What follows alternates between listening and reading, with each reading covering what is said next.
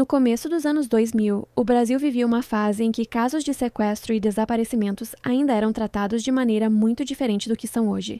A internet engatinhava, redes sociais praticamente não existiam, e quando alguém desaparecia, a principal ferramenta de busca ainda era o velho método de espalhar cartazes pela cidade e esperar que alguma pista surgisse.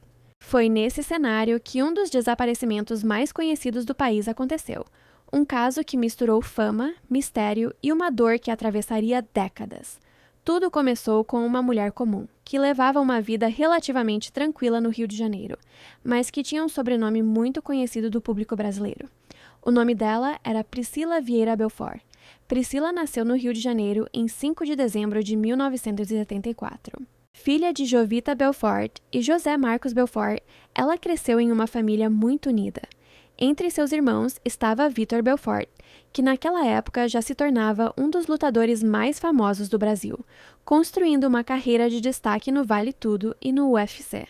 Apesar da fama crescente do irmão, Priscila sempre levou uma vida discreta, longe dos holofotes. Quem convivia com ela descrevia uma mulher sociável, querida por amigos e vizinhos. Quando era adolescente, por volta dos 16 anos, Priscila recebeu um diagnóstico de depressão. Ainda assim, continuou seguindo sua rotina, estudando e trabalhando. Na vida adulta, ela chegou a frequentar a universidade e também trabalhou como funcionária pública na Secretaria Municipal de Esportes e Lazer do Rio de Janeiro, um órgão localizado na movimentada Avenida Presidente Vargas, no centro da cidade. Em janeiro de 2004, Priscila tinha 29 anos. O Rio de Janeiro vivia um período complicado em relação à segurança pública. Sequestros relâmpago eram relativamente comuns, principalmente em regiões centrais e áreas próximas da Zona Sul. Era um tipo de crime que assustava muita gente na época e que frequentemente ocupava espaço nos noticiários. Na manhã de sexta-feira, 9 de janeiro de 2004, Priscila acordou se sentindo mal. Ela estava com cólica, indisposta e chegou a cogitar não ir trabalhar naquele dia. Sua mãe, Jovita Belfort, insistiu para que a filha fosse ao trabalho e acabou oferecendo uma carona. Assim, Jovita levou Priscila até o prédio da Secretaria Municipal de Esportes e Lazer, onde ela trabalhava. Segundo as investigações posteriores, Priscila chegou ao escritório por volta das 11 da manhã. Durante aquele período, ela fez algumas ligações telefônicas e seguiu sua rotina normalmente. Nada indicava que aquele seria o último dia em que alguém veria a jovem com vida. Por volta de 1 da tarde, Priscila saiu do prédio durante o horário de almoço. Testemunhas relataram que ela foi vista caminhando pela Avenida Marechal Floriano, que fica muito próxima da Avenida Presidente Vargas. Um funcionário de um prédio da região disse que percebeu a jovem caminhando de maneira distraída, como se estivesse um pouco desatenta. Aquela foi a última vez que alguém confirmou ter visto Priscila Belfort. Depois disso, ela simplesmente desapareceu. A situação começou a preocupar a família quando Priscila não voltou para o trabalho e também não apareceu para um encontro que teria com o namorado. Horas passaram e ninguém conseguia contato com ela. Segundo sua mãe, Priscila estava com pouco dinheiro naquele dia, não levava cartões de banco e o celular estava descarregado. Quando a noite chegou e ainda não havia qualquer notícia, o irmão dela, Vitor Belfort, decidiu registrar o desaparecimento na polícia. O boletim de ocorrência foi feito na 14ª Delegacia de Polícia no Leblon. No dia seguinte, sábado 10 de janeiro, a família Belfort iniciou uma busca desesperada.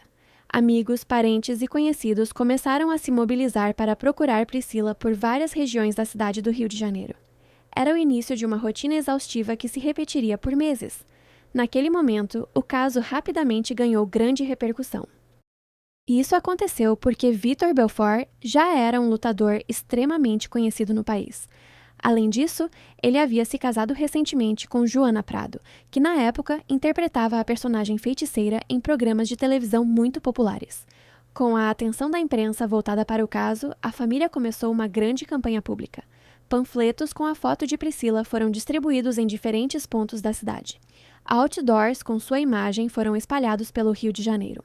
As pessoas eram incentivadas a ligar para o Disque Denúncia caso tivessem qualquer informação. As primeiras ligações começaram a chegar, mas nenhuma delas levava a uma pista concreta. Enquanto isso, policiais da 14ª Delegacia iniciaram buscas em hospitais e também no Instituto Médico Legal. Era uma tentativa de descobrir se alguma mulher com as características de Priscila havia dado entrada em algum desses lugares. Nada foi encontrado. Diante da falta de respostas, a polícia começou a considerar uma possibilidade muito comum naquele período no Rio de Janeiro: a hipótese de extorsão mediante sequestro. Com isso, o caso passou a ser acompanhado pela Delegacia Anti-Sequestro, conhecida como DAS. No entanto, um detalhe chamava a atenção desde o início: nenhum pedido de resgate havia sido feito. Mesmo assim, as buscas continuaram. Familiares organizaram um grande ato público pedindo informações sobre o paradeiro de Priscila. O evento contou com a presença de várias personalidades conhecidas, como Bernardinho, Harry Johnson, Márcio Garcia e Mário Gomes. Foi nesse momento que surgiu a camiseta com a frase que se tornaria símbolo da campanha: "Volta, Priscila!". Enquanto a mobilização aumentava, também crescia um problema que acompanha muitos casos de desaparecimento: a avalanche de pistas falsas. Em determinado momento, a própria família precisou fazer um apelo em rede nacional pedindo que as pessoas parassem de enviar informações inventadas ou boatos.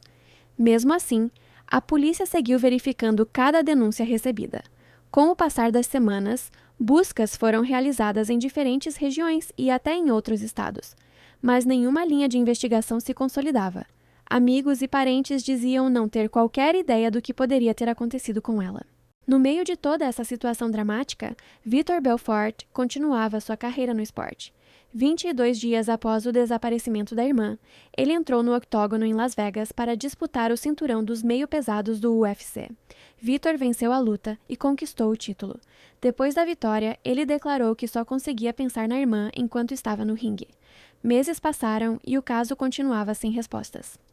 Em maio de 2004, o Disque Denúncia anunciou algo inédito para a cidade do Rio de Janeiro: uma recompensa de R$5.000 para qualquer informação que levasse ao paradeiro de Priscila Belfort. Era a primeira vez que um desaparecimento gerava uma recompensa desse tipo na cidade. Mesmo com o incentivo, nenhuma pista concreta apareceu.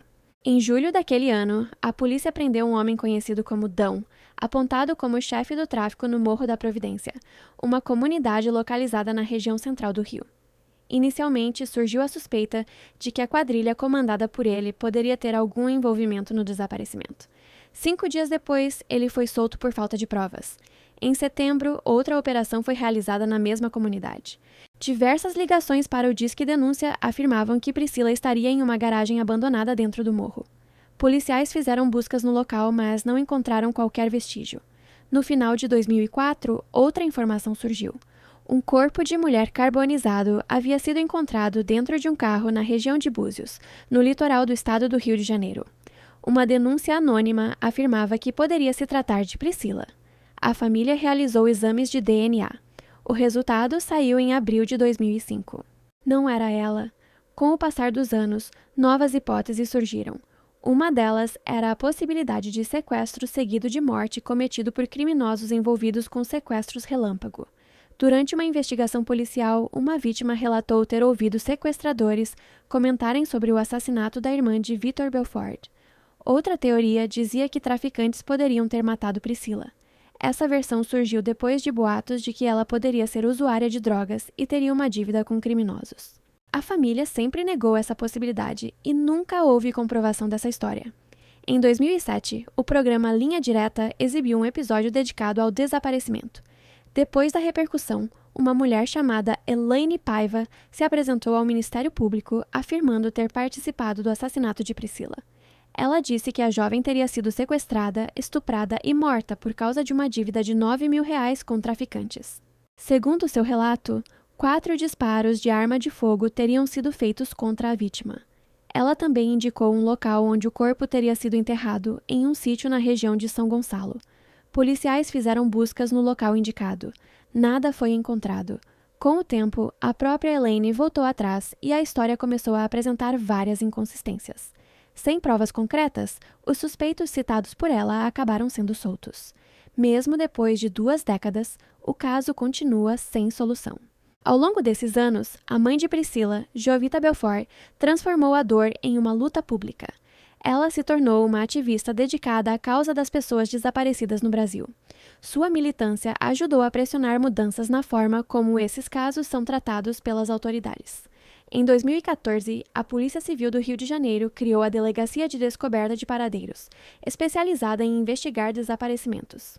Jovita também colaborou na criação de iniciativas como o Sistema Alerta PRI, lançado em 2022, que enviava mensagens para celulares alertando sobre o desaparecimento de crianças e adolescentes.